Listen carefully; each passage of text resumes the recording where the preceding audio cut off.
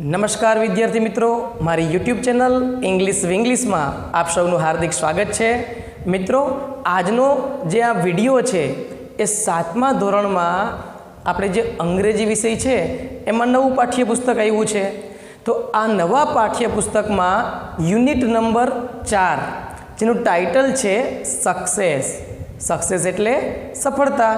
તો આપણે આજે આ વિડીયોમાં આજે યુનિટ નંબર 4 છે એમાં અલગ અલગ સેક્શન આપેલા છે, જેમાંનો પહેલો સેક્શન એટલે કે listening.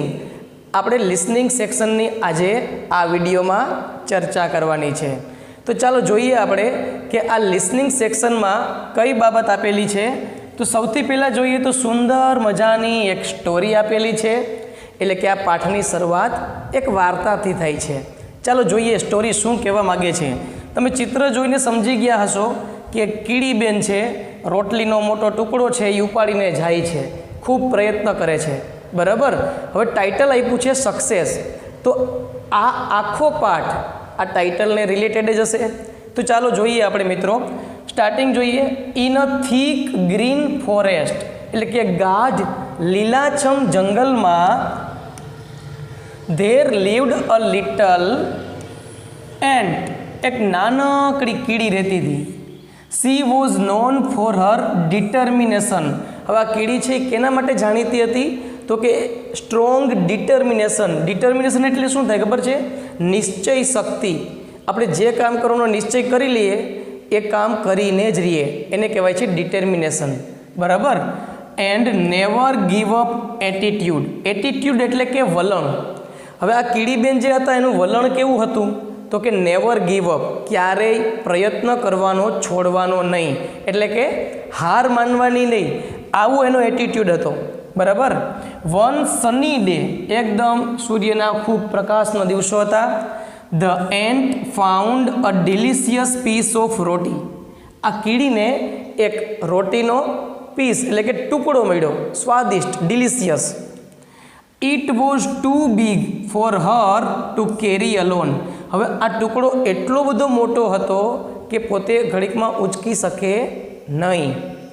This piece is huge, કે આ ટુકડો તો બહુ મોટો છે, but I must get it back to the ant hill. પણ મારે આ ટુકડાને એન્ટ હિલ સુધી, એન્ટ હિલ એટલે શું ખબર? કીડીનું જે દર હોય ને, જે રાફડો કહેવાય, તેને એન્ટ હિલ કહેવામાં આવે છે. ત્યાં સુધી તો એ કે મારે એને લઈ જ જવું પડશે, બરાબર. My family will be so happy. મારું કુટુંબ છે એ ખૂબ જ ખુશ થશે આટલું બધું ખાવાનું જોઈને, બરાબર. ત્યાર પછી જોઈએ હવે કીડીબેન એને કેમ લઈ જાય છે. સી થોટ ટુ હરસેલ્ફ, આવું તેણે પોતાની જાતે વિચાર્યું. She tried to lift the piece with all her might. Might એટલે શું ખબર મિત્રો? માઇટ એટલે તાકાત અથવા તો એકદમ હિંમત. વિથ ઓલ હર માઇટ, પોતાની તમામ તાકાત લગાડી અને તેને આ ટુકડાને લઈ જવાનો પ્રયત્ન કર્યો. બટ પરંતુ ઇટ વોઝ ટુ હેવી, પણ આ ટુકડો છે ને એ ખૂબ જ ભારે હતો. સી ટ્રાઈડ ટુ પુશ, તેણે ધક્કો મારવાનો પ્રયત્ન કર્યો, પુલ ખેંચવાનો પ્રયત્ન કર્યો, એન્ડ રોલ અને એને ગબડાવવાનો પ્રયત્ન કર્યો. બટ પર સી કુડન્ટ, તે આવું કરી શકી નહીં. She sat down and begin to cry, એ તો બેસી ગઈ અને રડવાનું શરૂ કર્યું. As the ant sat there, હવે જેવી કીડી ત્યાં બેઠી, ફિલિંગ બીટન, કેવું ફીલ થતું હતું એને? બીટન એટલે કે હારેલું ફીલ થતું હતું, કે આજે હું હારી ગઈ, આવું ફીલ કરીને એ ત્યાં બેઠી બેઠી રડતી હતી. She noticed a small bird nearby, તો એનું ધ્યાન છે ને બાજુમાં રહેલા એક નાનકડા પક્ષી તરફ પડ્યું. The bird was trying to build a nest. હવે આ પક્ષી શું કરી રહ્યું હતું? તો કે માળો બાંધવાનો પ્રયત્ન કરી રહ્યું હતું. નેસ્ટ એટલે કે માળો. It picked up twigs and leaves. હવે આ પક્ષી શું કરતું હતું? પિક્ડ અપ ટ્વિંગ્સ એટલે શું ખબર? ઘાસનું તણખલું, નાનું એવું ઘાસ. એન્ડ લીવ્સ અને પાંદડા છે એ દૂર દૂરથી લઈ આવી અને માળો બાંધતું હતું. Every time it tried to place them, જેટલી વખત એ ત્યાં મૂકવાનો પ્રયત્ન કરતું હતું પક્ષી, but the wind would blow them away, ત્યારે પવન છે એ એના ફૂંકને કારણે, એટલે કે પવન ફૂંકાવાને કારણે એ બધા તણખલા છે, પાંદડા છે એ ઉડીને વહી જતા હતા. બરાબર છે. હાવ એવર, છતાં પણ the bird did not give up, આ પક્ષીએ પ્રયત્ન કરવાનો છોડ્યો નહીં, આ પક્ષીએ હાર માની નહીં.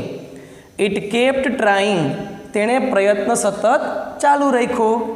ઓવર એન્ડ ઓવર અગેન, વારંવાર પ્રયત્ન ચાલુ રાખ્યો. ફાઇનલી, અંતે it manage to build a strong nest, અને એક સમય એવો આવ્યો કે તેણે એકદમ મજબૂત માળો બાંધી લીધો. જો એને પ્રયત્ન કરવાનો છોડી દીધો હોત તો આ શક્ય બનત નહીં. એટલે આ વાર્તામાં આપણને એ સમજાવવા માગે છે કે ક્યારેય પણ પ્રયત્ન કરવાનો છોડવો નહીં, ક્યારેય હાર માનવી નહીં. If that bird can keep trying and succeed, જો આ પક્ષીએ પ્રયત્ન ચાલુ રાખ્યો અને તેને સફળતા મળી, ધેન તો પછી આઈ શુડન્ટ ગીવ અપ, તો મારે પણ પ્રયત્ન કરવાનો છોડવો જોઈએ નહીં.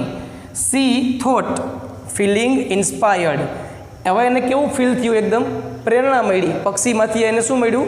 પ્રોત્સાહન મળ્યું કે આ પક્ષી જો સખત પ્રયત્ન દ્વારા પોતાનું કાર્ય સિદ્ધ કરી શકતું હોય તો મારે પણ પ્રયત્ન કરવો છોડવો જોઈએ નહીં. ડિટરમાઇન્ડ વન્સ મોર, ફરી એકવાર નિશ્ચય કરી. The ant gathered all her strength, આ કીડીએ તો પોતાની તમામ તાકાત ગેધર કરી, ભેગી કરી. And decided to try again, અને ફરીથી પ્રયત્ન કરવાનો નિર્ણય લીધો. C cold Har fellow ants for help, fellow ants એટલે કે પોતાની સાથે રહેલી કીડીઓ, એણે મદદ માટે બોલાવી. ટુગેધર, સાથે. ધે મેડ અ ચેન, તેણે ભેગા મળીને શું બનાવ્યું? એક ચેન બનાવી, સાંકળ બનાવી. And lifted the piece together, અને પોતાની સાથે સાંકળ બનાવી અને આ ટુકડાને પણ ભેગા ખેંચતા ગયા. They slowly tool it to the ant hill, તેઓએ ધીમે ધીમે આ આખા ટુકડાને એન્ટ હિલ સુધી લઈ ગયા. બરાબર. ત્યાર પછી જોઈએ શું થાય છે. We did it, thank you. હવે કીડીએ બધાનો આભાર માને છે કે આપણે આ કરી બતાવ્યું, આભાર. એવરીવન, દરેક જે કીડી હતી એનો આભાર માન્યો. વી શોડ ધેટ, આપણે એવું બતાવ્યું કે with teamwork and never giving up, કે ટીમવર્કથી, હવે ટીમવર્ક કોને કહેવાય? તો કે એને કહેવાય સંયુક્ત કાર્ય. આખા ભેગા મળીને જે કામ કરતા હોય ને એને કહેવાય છે ટીમવર્ક. એટલે કે ટીમવર્કથી અને નેવર ગિવિંગ અપ, પ્રયત્ન ન છોડવાથી, વી કેન એચીવ એનીથિંગ, આપણે કંઈ પણ વસ્તુ છે ને એ એચીવ કરી શકીએ, પ્રાપ્ત કરી શકીએ. ધ એન્ટ શાઉટેડ, કીડીએ બૂમ પાડી. એક્સાઇટેડ, એકદમ રોક બની ગઈ. એન્ડ ગ્રેટફુલ, અને બીજાની આભારી પણ બની. સી એન્ડ હર ફ્રેન્ડ્સ, આ કીડી અને એના મિત્રો સેલિબ્રેટેડ ધેયર સક્સેસ, પોતાની આ સફળતાનો સેલિબ્રેશન કર્યું, ઉજવણી કરી. તો મિત્રો આ નાની એવી વાર્તા છે, આપણને કેટલું બધું સમજાવે છે, કેટલું બધું કહી જાય છે કે ક્યારેય પ્રયત્ન કરવાનો તમે છોડી દેશો ને તો તમારી હાર નિશ્ચિત છે. બરાબર. પણ પ્રયત્ન કરતા રહેશો તો એક સમય એવો આવશે કે ક્યારેક હાર છે ને એ જીતમાં પલટાઈ જશે. એટલે ક્યારેય પ્રયત્ન કરવાનો છોડવાનો નહીં.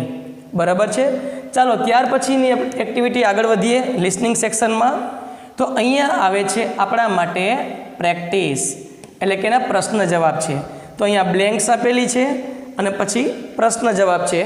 તો આપણે એની ચર્ચા કરીએ. બરાબર છે. તો અહીંયા તમે જોશો મિત્રો, કમ્પ્લીટ તમારા માટે મેં રેડીમેડ વસ્તુ રાખી છે, આપણે સોલ્વ કરતા જઈએ. પહેલી ખાલી જગ્યા છે, the little ant lived in a ખાલી જગ્યા. તો નાનકડી કીડી ક્યાં રહેતી હતી? જવાબ છે થીક ગ્રીન ફોરેસ્ટ. બરાબર, ગાઢ લીલાછમ જંગલમાં. બીજી ખાલી જગ્યા છે, the piece of roti was to ખાલી જગ્યા for the ant to carry alone. એકલાને ઊંચકવા માટે આ રોટલીનો ટુકડો કેવો હતો? ખૂબ જ big એટલે કે મોટો. ત્રીજું છે the bird was building a ખાલી જગ્યા. પક્ષી છે એ શું બાંધી રહ્યું હતું? તો કે નેસ્ટ એટલે કે માળો. ચોથું the ants carried the piece back to the ખાલી જગ્યા. જે કીડીઓ હતી એ આ જે ટુકડો છે એને ઉચકીને ક્યાં સુધી લઈ ગઈ? તો કે એન્ટ હિલ, રાફડા સુધી. પાંચમો પ્રશ્ન છે ધ સ્ટોરી ટીચીસ અસ.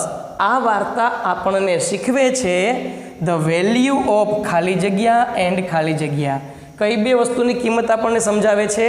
તો કે ટીમવર્કની, અને બીજું છે નેવર ગિવિંગ અપ, ક્યારેય પ્રયત્ન છોડવો નહીં.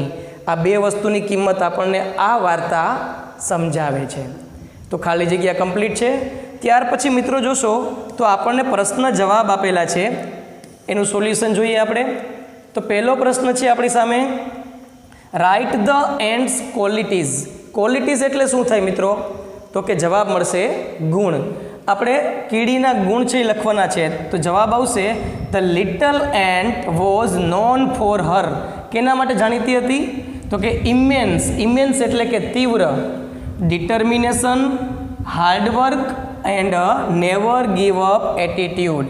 સખત મહેનત માટે, નિશ્ચય શક્તિ માટે અને ક્યારેય હાર ન માનવી. આ પ્રકારના વલણ એનામાં, આ બધા ગુણો એનામાં જોવા મળતા હતા. ત્યાર પછી બીજો પ્રશ્ન છે, why couldn't the ant carry the roti piece alone. કે શા માટે આ કીડી છે એ રોટલીનું જે પીસ હતો, ટુકડો હતો, એને એકલી લઈ શકતી નહોતી, કારણ કે બહુ બિગ હતી ને. તો જવાબ છે the ant could not carry the piece of roti alone because it was huge and far too heavy for a single ant to leave. કારણ કે ટુકડો છે એ એના માટે ખૂબ જ હ્યુજ હતો એટલે કે મોટો, અને ફાર અને દૂર હતો for a single ant to leave. એક સિંગલ કીડીથી, એક જ કીડીથી આ બધું શક્ય હતું નહીં. To lift, push, pull or roll by herself. બરાબર, અને પોતાની જાતે ધક્કો મારવો પણ એના માટે શક્ય નહોતું. ત્યાર પછી ત્રીજો પ્રશ્ન છે મિત્રો, how did a bird build A strong nest. કે કેવી રીતે પક્ષીએ મજબૂત માળો બાંધ્યો? તો કે even though the wind repeatedly blew away the twigs and leaves. કે વારંવાર પવનને કારણે આ જે તણખલા હતા, પાંદડા હતા, એ ઉડી જતા હતા, છતાં પણ the bird did not lose hope. પક્ષીએ આશા ગુમાવી નહીં. It kept trying over and over again. તેણે સખત મહેનત ચાલુ રાખી, પ્રયત્ન ચાલુ રાખ્યા. With absolute dedication until it successfully built a strong nest. કે જ્યાં સુધી તેણે સફળતાપૂર્વક મજબૂત માળો ન બાંધ્યો ને ત્યાં સુધી એણે પ્રયત્ન ચાલુ રાખ્યા.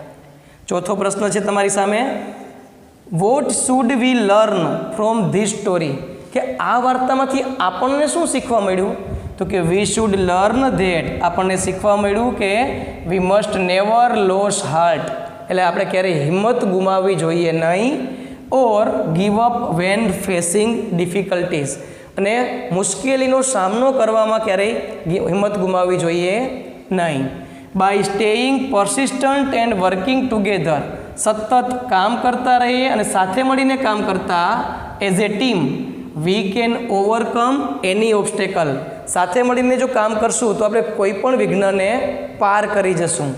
And achieve success. અને આપણને સફળતા 100% મળશે.